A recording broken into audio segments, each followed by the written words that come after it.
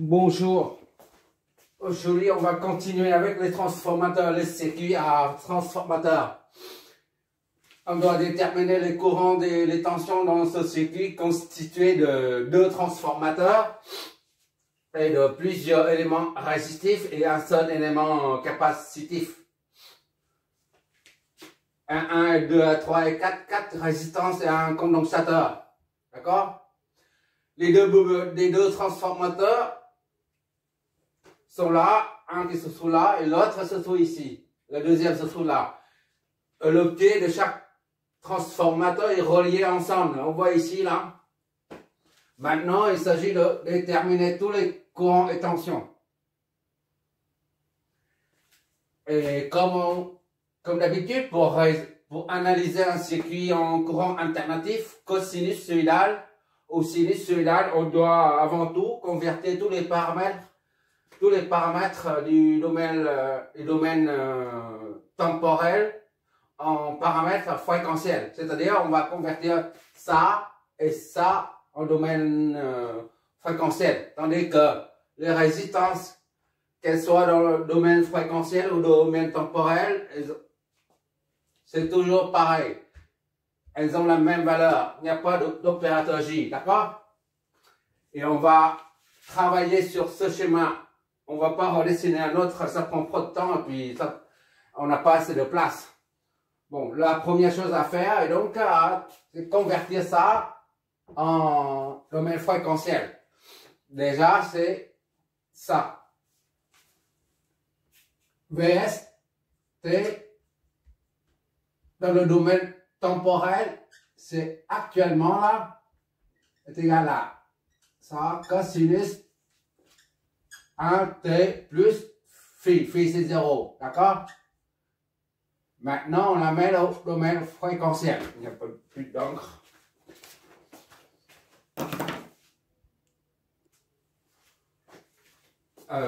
Ça c'est des valeurs c'est une valeur efficace, d'accord? Il faut convertir ça en module de phase. Donc, on va multiplier par racine de 2 pour voir ce que ça donne comme amplitude. Voilà. Ça fait 120 en amplitude. D'accord? 120. Donc, ça fait 100. Oh. Ça, c'est efficace. Vol efficace. C'est-à-dire VST est égal à 120 cosinus de 1T plus 0 en vol. Et par conséquent, dans le domaine fréquentiel, il n'y a plus de variable T. Ça fait VS est égal à, on reprend l'amplitude, puis on met la phase, c'est 0. Ah, c'est en vol. Voilà, c'est le premier paramètre qui est amené au domaine fréquentiel. Le deuxième, c'est le condensateur. XL est égal à J sur oméga C. D'accord? Soit 1 sur oméga C fois moins J. 1 sur oméga c'est 1. D'accord?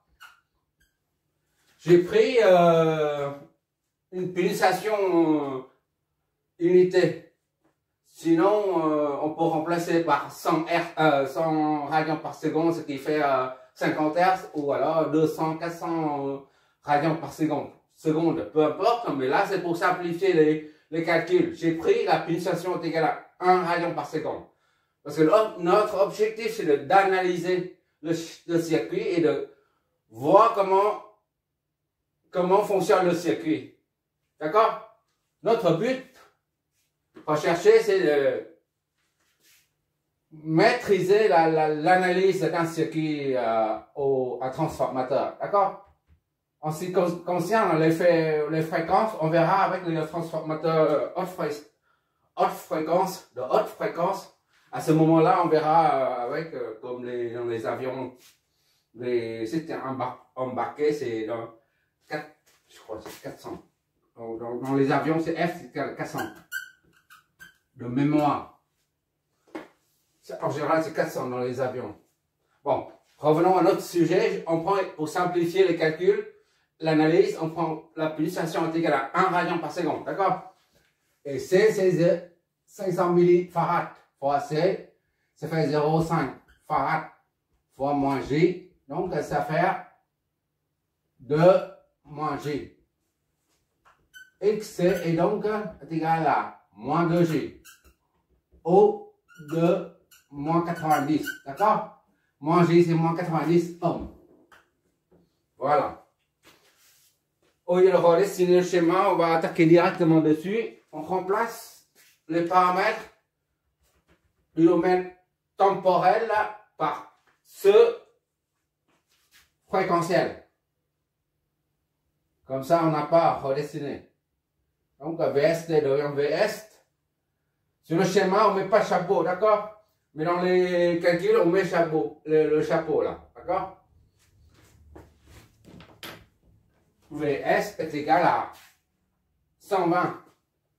Donc, on met 120 seul. Oh, allez, 120 0. Comme ça.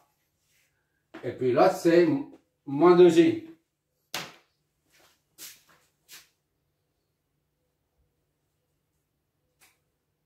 X est égal à moins 2G ohm. Donc tous les paramètres sont au domaine fréquentiel à présent. Maintenant, on peut analyser le circuit là. On va supposer un courant qui sort de la source VS. Je sais pas si tu vois là. Ok, tu vois. On va supposer un courant qui sort d'ici, là. I1, d'accord? I1 passe là. Voilà. Et I1 va traverser la résistance et le condensateur pour entrer là-dedans. Vu les règles, concernant les transformateurs, lorsque le courant entre dans le point de marquage, le point de marquage devient positif au point. D'accord? La tension est positive au point. Et du coup, instantanément, de l'autre côté, c'est positif également. D'accord? Et ça signifie aussi que lorsque c'est positif, il y a un courant qui entre dans le pôle. D'accord? C'est I2. D'accord? Supposons qu'il y a un courant qui I3 et 4. I3, I4, I4, I3 ici, I4. Soit on suppose, on dit, voilà, quand ça c'est positif, ça c'est positif, tout ça est positif. D'accord? Ou alors on dit, voilà, I3 entre ici, I4 rentre là. Donc ça c'est positif. D'accord? Tant que si le point de marquage est positif ici, instantanément, l'autre côté c'est positif également. D'accord? Et ça signifie qu'un autre courant va entrer dedans. D'accord? I3. Ok là?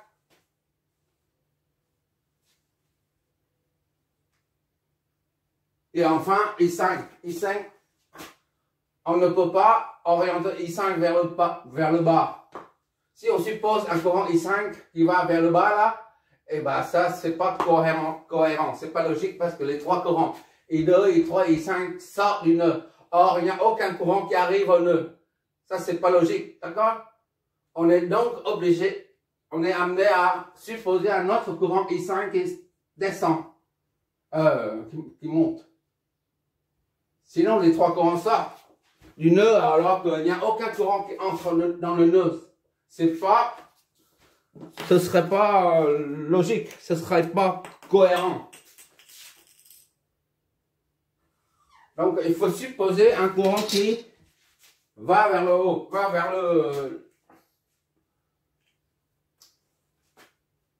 le nœud. I5. D'accord? Je reprends. Au début, on suppose un courant I1 qui va comme ça, qui est débité par la source VS et va vers là. Après, il entre par là, par le point de marquage. Le point de marquage le potentiel au point de marquage devient positif là. Et du coup, instantanément, le champ électromagnétique va embrasser l'autre. L'expansion du champ magnétique va toucher l'autre bobine, la bobine du secondaire. Ce qui fait que ici, on a un point, le pôle plus de l'enroulement au pôle secondaire. D'accord? Et quand c'est plus, ça signifie qu'il y a un courant qui entre là-dedans. D'accord?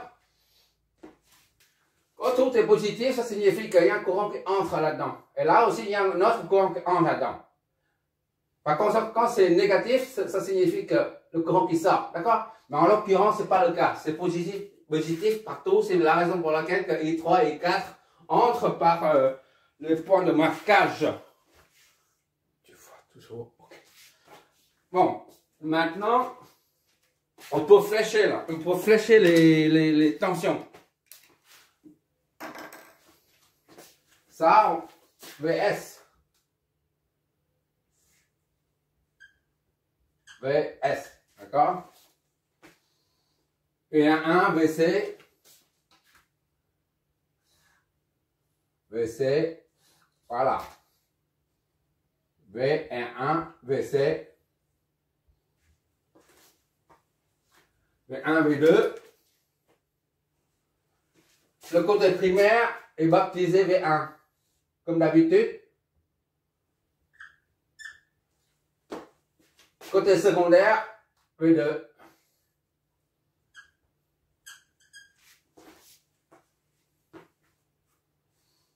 Et VR2, ici. D'accord? VR2. C'est un récepteur. Le courant et tension s'opposent. VR2. Là. VR3. Un récepteur là, VR3.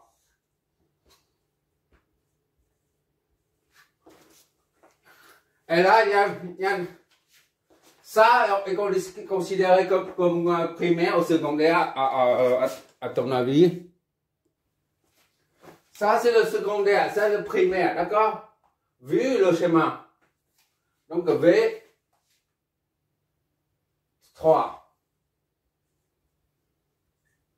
Et enfin, V4, ici. Ok, là c'est comme si le primaire. Parce que ça, cette tension V4 est induite par la tension V3. D'accord? Comme ici. Elle est induite par V1. D'accord? Ce n'est pas V1 qui induit V4. D'accord? C'est V3 parce que c'est dessiné comme ça. Côte à côte là. Qu'est-ce qu'il nous reste? Il nous reste VR4. VR4 orienté vers le bas, puisque c'est un récepteur VR4. D'accord? Voilà, c'est terminé. Maintenant, on peut analyser le circuit.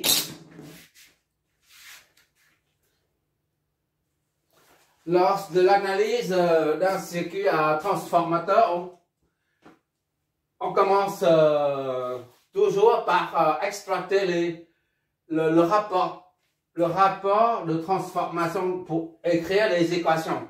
Parce que le rapport V2 sur V1 est égal à N, permet d'avoir une équation. Et puis I1 sur I2 est égal à moins N ou plus N. Ça permet d'avoir une deuxième équation. D'accord? Ici, on commence par ce côté-là. V2 sur V1 est égal à N. V2 sur V1 est égal à plus ou moins N. D'accord? Comme les deux flèches, V1, V2, toutes deux pointent vers le pôle plus, le signe plus. Donc, on a plus N. D'accord? Donc, V2 était...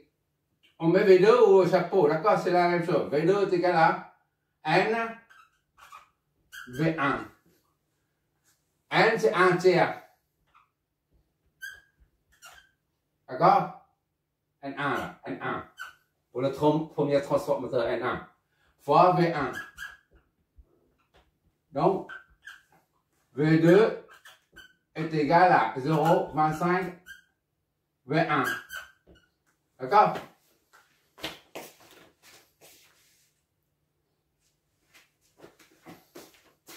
Notre première équation. Maintenant, on fait la même chose avec le rapport des courants. I1 sur I2 est égal à plus ou moins N. Ça dépend. N1 déjà, on met N1. Les deux courants qui entrent, I1 et I2 entrent dans les points de marquage. Alors là, on a moins. Ou alors les deux courants qui sortent, I1 et I2 qui sortent, tous deux, en même temps du point de marquage, on a aussi moins N. D'accord? Ici, on a les deux courants qui entrent au point de marquage, donc on a moins N. En l'occurrence, c'est N1. D'accord? Donc, I2 est égal à I1 divisé par moins N. D'accord? I1 sur I2 est égal à moins N. D'accord? I2 est égal à... OK. Moins 1 sur N fois I1 est égal à moins 1 sur 1, 4. D'accord? Fois I1. C'est-à-dire I2 est égal à moins 4 I1. D'accord? Deuxième équation.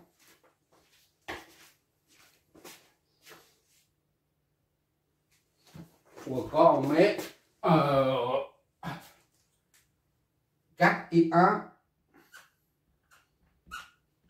plus I2 est égal à 0. Voilà. 2. D'accord? Déjà, rien qu'avec les rapports de transformation du transformateur, du premier transformateur, on obtient deux équations déjà. D'accord? Idem maintenant. On fait avec le deuxième transformateur. On utilise le rapport de transformation. Et on en déduit les deux autres équations. D'accord? Ça, c'est pour ça que ça va très vite. Lors de l'étude des transformateurs. V4 sur V2 est égal à N2. D'accord? Le secondaire, l'attention au secondaire sur scène, au primaire, V4 sur V3 est égal à, puisque les deux flèches, V4 et V3 pointent toutes deux vers le plus, vers le point de marquage. V4 sur V3 et donc est égal à plus N. Plus N2. D'accord?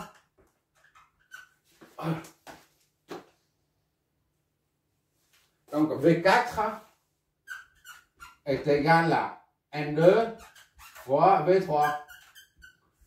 C'est-à-dire V4 est égal à N2, c'est 8. D'accord? 8 sur 1 signifie que, là, par exemple, on a au secondaire 8000 tours, 8000 spires. D'accord? Au primaire, on aura 1000. Ce qui fait 8. D'accord? Ou alors, c'est un rappel, ou alors 8 volts. Au primaire, 80 volts. Au secondaire, d'accord? Et au primaire, on aura 10 volts seulement. Ça, divisé, ça, 8 sur 1. Ça signifie le rapport de transformation. C'est juste un rappel, d'accord?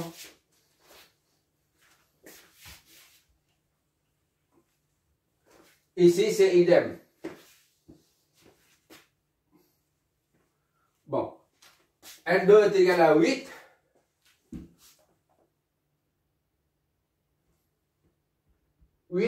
Fois V3, d'accord? Donc, V4 est égal à 8, V3.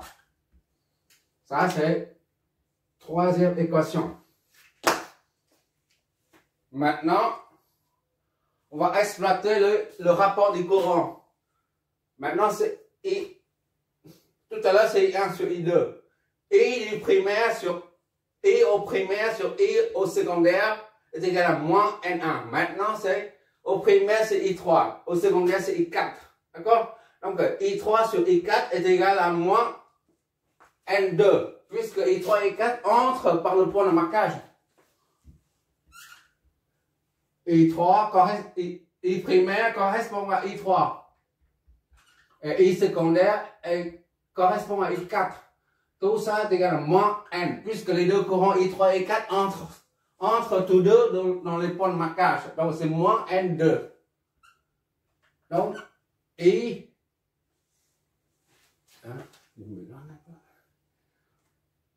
Ok.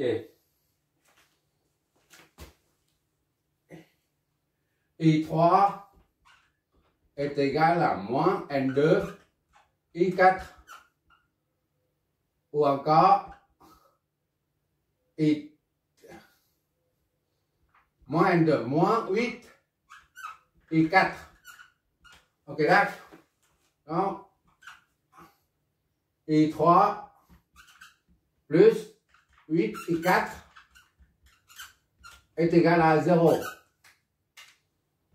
D'accord?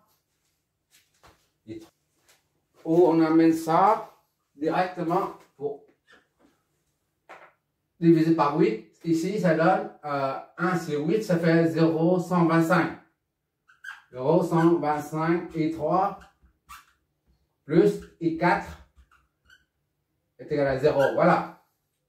C'est pareil, d'accord? Voilà.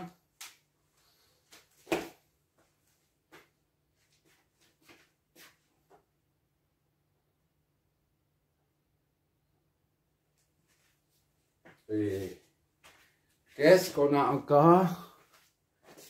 Maintenant, on utilise la loi des mailles. Vs moins V1 moins Vc moins V1 est égal à 0. D'accord? Loi des mailles. Des mailles entraîne Vs là. Dans le sens, on monte, on part d'ici là et ce point-là, on reviendra à ce point-là pour former une maille, une résultante vectorielle nulle. Donc on part d'ici, disons c'est 0, voilà. On part de 0 là et on revient à 0. On va dans le sens de la flèche, Vs, c'est plus Vs.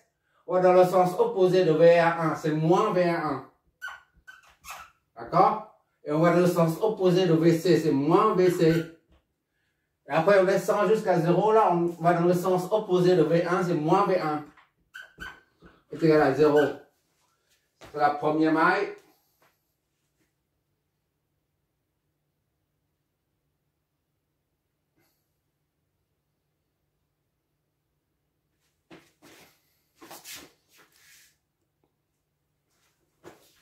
V1. D'accord? Plus Vc plus V1 est égal à Vs. D'accord? V1 c'est R1 fois I1. R1 fois I1. D'accord? Plus Vc. Vc c'est Xc fois I1. Xc fois I1. Plus V1. Reste inconnu jusqu'à présent. V1 et Vs. Ce qui fait, application numérique, c'est 4 et 1. Et 1, c'est 4, 4 et 1, plus X, c'est moins 2J. D'accord? Et 1. D'accord? Plus V1. V1 est inconnu. Est égal à Vs, c'est 120. Au lieu de mettre 100 allez, on met c'est bon. Ça, c'est Allez, il faut mettre en facteur. I1 en facteur. 4 moins 2J. I1 plus V1 est égal à 120. D'accord? Ça, c'est 5e équation. Voilà. Il n'y a plus d'encre. On applique encore la loi des nœuds, des mailles pour cette maille-là. D'accord? On part d'ici,